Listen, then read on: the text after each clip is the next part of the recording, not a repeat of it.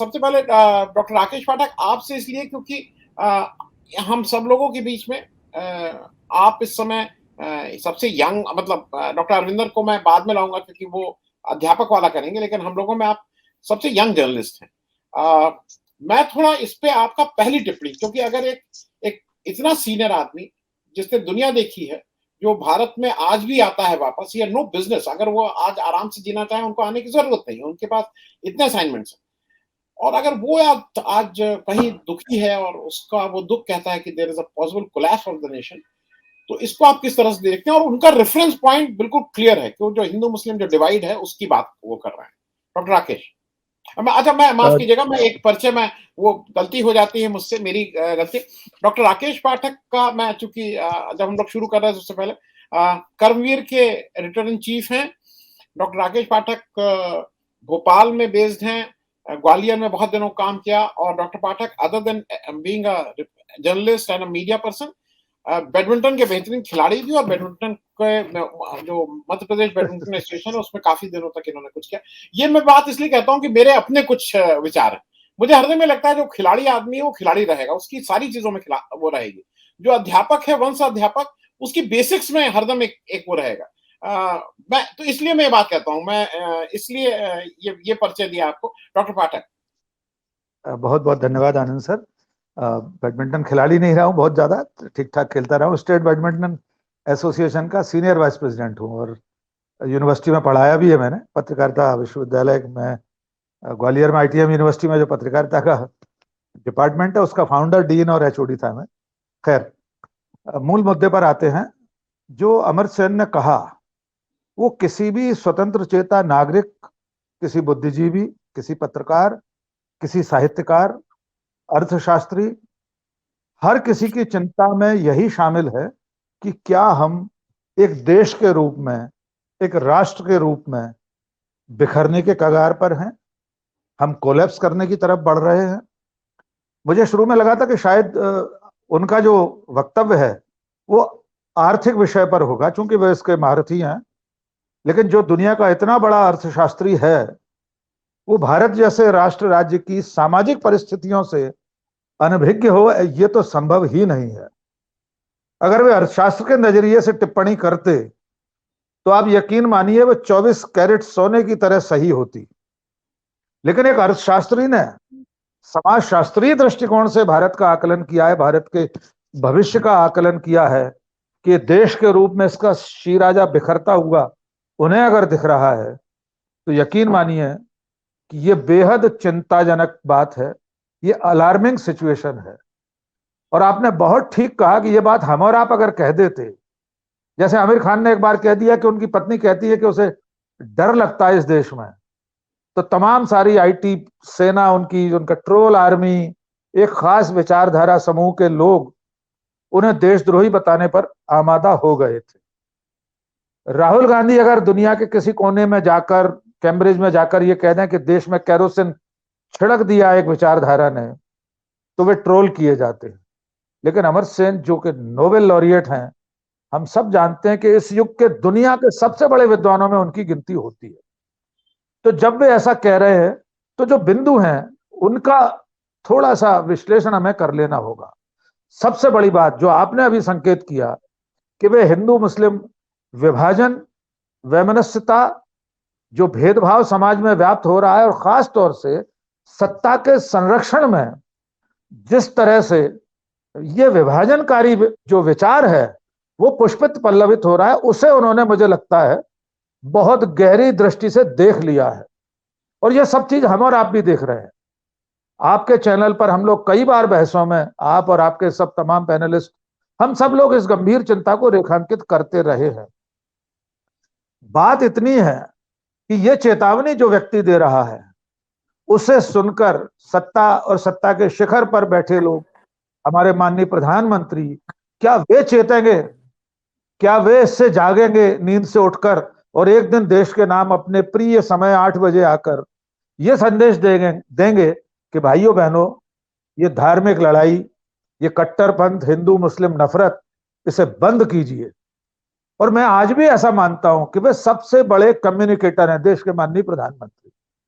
उनके पास संवाद की ऐसी कला है, भले ही वे टेलीप्रॉम्प्टर देखकर बोले, मुझे उसमें भी कोई ऐतराज नहीं है।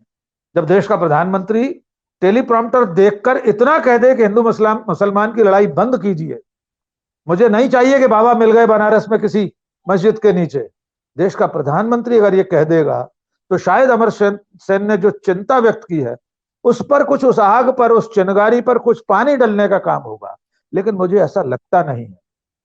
अमर सेन के पहले क्या आनंदवर्धन सिंह जी या इस पैनल में जितने लोग मौजूद हैं, मेरे जैसे साधारण विद्यार्थी पत्रकारिता के, क्या हम लोग ये बात नहीं कह रहे हैं पिछले 5 साल 8 साल से? क्या दुनिया की और तमाम सारी संस्थाएं, एक अर्ली वार्निंग जो प्रोजेक्ट है यूएस का, अमेरिका का, उसने कहा है कि भारत जेनोसाइड के लिए सबसे ज्यादा खतरनाक स्टेज पर पहुंचा हुआ दुनिया का दूसरे नंबर का देश है। तो दुनिया की ऐसी ऐसी वैश्विक संस्थाएं जो ये बता रही हैं कि हमारा देश नरसंहार के कगार पर पहुंच चुका है, और रोज अपीलें हो रही नरसंहार की। आनंद जी, मैंने कल एक ट्विटर पर वीडियो देखा था, कोई बाबा जी थे, वो खुद को अपने मुंह से जगत गुरु कह रहे थे। वो बाबा जी कह रहे थे, मैं क्षमा चाहता हूं, कह रहा था कहना चाहिए मुझे, मैं ऐसे लोगों को मनुष्य भी नहीं मानता हूं। वो कह रहा था बाबा कि मैं खुद निकलूंगा, हम 100 करोड़ हिंदू निकलेंगे मुसलमानों को मारने के लिए। वो नरसंहार का आह्वान कर रहा था।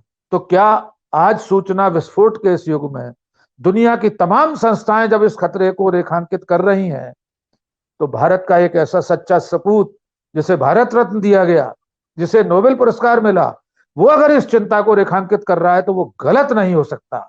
ट्रोल आर्मी चाहे, राष्ट्रीय स्वयंसेवक संघ और बीजेपी चाहे तो उन्हें कितना भी ट्रोल कर ले, लेकिन इसे कालीन के नीचे नहीं छुपाया जा सकता कि भारत के बिखरने की, उसके कोलैप्स होने की चिंगारी धधक रही है। जी आनंद जी।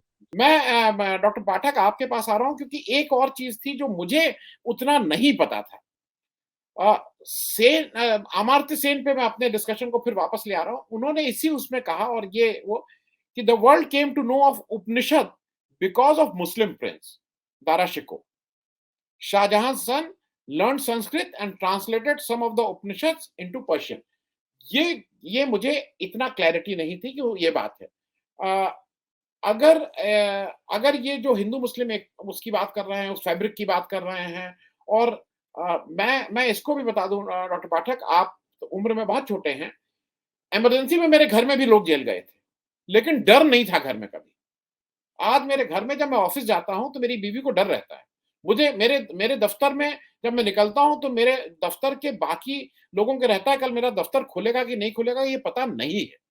तो मैं इसलिए कह रहा हूं, डर तो है। अगर इससे इससे कोई ये कह रहा है, आप भी उस प्रोफेशन में, मैं भी उसमें हूं, जब हम लोग घर जाते हैं तो आपको भी ये डर रहता है कि भाई कल ऑफिस खुलेगा कि नहीं खुलेगा, वी आर नॉट श्योर। मैं इस रेफरेंस से कह रहा हूं कि अगर वो बात कर रहे हैं कि उपनिषद एक मुस्लिम प्रिंस ने लिखी थी, वो उस देश के उस लार्जर उसकी बात कर रहे हैं। इस पे थोड़ा मैं आपसे समझना चाहूंगा कि अगर एक मुस्लिम होके दारा शिकोह ने उपनिषद लिखा, तो आज हम लोगों को क्या दिक्कत है कि अगर कोई मान लीजिए धर्म संसद की बात होती है और अगर वहां पे एक आइडियाज एक्सचेंज होते हैं, ना कि धार्मिक हो, तो क्या दिक्कत है? धर्म संसद होने दीजिए। डॉक्टर राकेश पाठक। बिल्कुल बिल्कुल सर, पहली बात तो यह है कि अमर सेन साहब ने जो दारा शिकोह का जिक्र किया, बिल्कुल सही कहा है उन्होंने। दारा शिकोह ही वो पहला व्यक्ति था, मैं इतिहास का भी विद्यार्थी हूँ संयोग से, जिसने हमारे उपनिषदों वगैरह का अनुवाद किया था। और अंग्रेजी भाषा में अनुवाद तो बाद में हुए हैं, इसी फारसी और अरबी की वजह से। अगर ये अनुवाद नहीं हुए होते तो संस्कृत से अंग्रेजी में अनुवाद संभव नहीं थे। एक बात सर, अजीत झा सर को मैं निवेदन बहुत विनम्रता से करना चाहूंगा, एक तथ्य करेक्ट करना चाहता हूं कि आपने द्रौपदी मुर्मू के राष्ट्रपति प्रत्याशी के लिए कहा कि पहली बार आदिवासी को किसी को प्रत्याशी बनाया गया है। पहली बार कोई आदिवासी नहीं बना, इससे पहले पीए संगमा भी विपक्ष के प्रत्याशी रहे, वे पहले आदिवासी प्रत्याशी थे राष्ट्रपति पद के। नंबर 1। दूसरी बात, जो राष्ट्रीय स्वयंसेवक संघ, भारतीय जनता पार्टी और माननीय नरेंद्र मोदी जी की जो राजनीति है, वो प्रतीकात्मक राजनीति है। जैसा कि अभी आनंद सर ने कहा कि रामनाथ कोविंद के मरने के बाद दलितों की दशा और दिशा में क्या फर्क पड़ा। अगर मैं तथ्यों पर बात करूं तो पिछले 8 साल में सबसे अधिक जुल्म और सितम दलितों पर हो रहे हैं, लगातार बढ़ रहे हैं। अभी मध्य प्रदेश की घटना है कल की। इसके अलावा जहां तक आदिवासियों के साथ सलूक का प्रश्न है, तो इनके हिंदू राष्ट्र में आदिवासी तो हिंदू ही नहीं माने जाते। इनकी जो परिकल्पना का हिंदू राष्ट्र है, वो जो ब्राह्मणवादी परिकल्पना उस राष्ट्र की, हम लोग सर, अजीत सर, हम कोई ज्यादा नहीं सोच रहे हैं। हम उतना ही सोच रहे हैं जितना सोचने को माननीय नरेंद्र मोदी जी और उनकी राजनीति हमें विवश कर रही है। आप बताइए, भारत के इतिहास में इससे पहले कौन सा ऐसा प्रधानमंत्री था जो कपड़ों के आधार पर नागरिकों में भेद करता था? इससे पहले कौन सा प्रधानमंत्री था जो अपने चुनावी भाषण में होली और ईद की बिजली की सप्लाई की बात करता था कि ईद पर बिजली आती उत्तर प्रदेश में तो होली दिवाली पर भी आना चाहिए? तो मेरा विनम्रता से निवेदन ये कि ये पहला निजाम है, पहला देश का हमारा मुखिया है जो धर्म के आधार पर भेदभाव करने के लिए किसी भी मौके को नहीं छोड़ते। भाग्यनगर की बात बहुत साफ साफ बहुसंख्यकवाद की ओर इशारा करने के लिए ही थी, अकेले हैदराबाद के लिए संदेश नहीं था। वो पूरे उन 80-20 के फर्क के लिए था।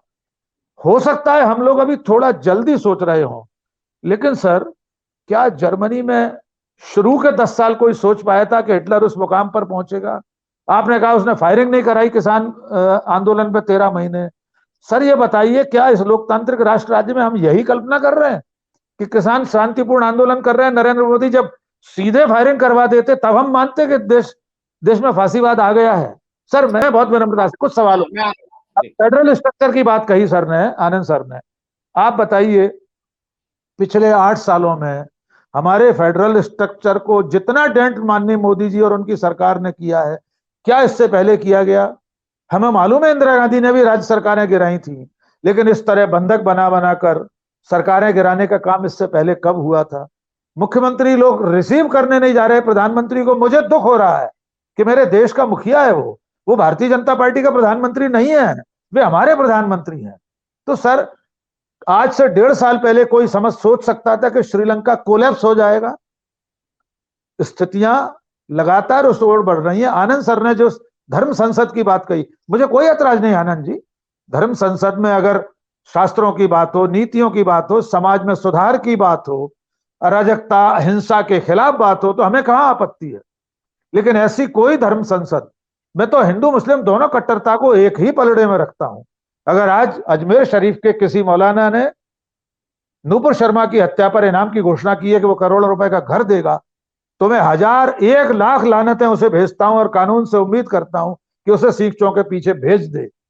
लेकिन जिन धर्म संसदों में 10 करोड़ मुसलमानों के नरसंहार की अपील हो रही हो, तो क्या हम सचमुच इस देश को बिखरते हुए नहीं देखें? हमें देखना होगा सर। कई बार ऐसा होता है, हमने इतिहास में देखा है, जब भी इस तरह की फांसीवादी प्रवृत्ति बढ़ती है तो बहुसंख्यकों को संतुष्ट करके ही बढ़ती है।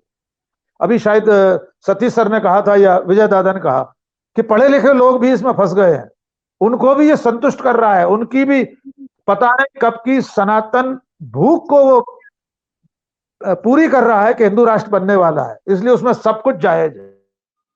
जी जी, ये है कि ये कौन सा ऐसा कट ऑफ पॉइंट कौन सा होगा जब हम ये मानेंगे?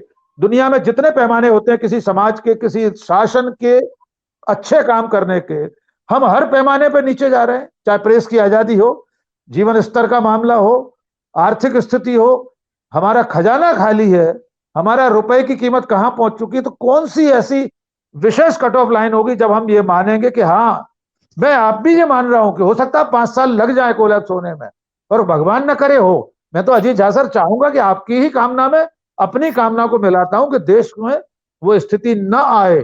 लेकिन फिलहाल जो पदचाप हम सुन रहे हैं, वो तो अमर सेन के कहे की तरफ ही हमें इंगित कर रही है और हमें चिंतित कर रही है। सर मैं क्षमा प्रार्थी हूं अगर मेरी कोई बात आप अन्यथा आपको लगती है। सर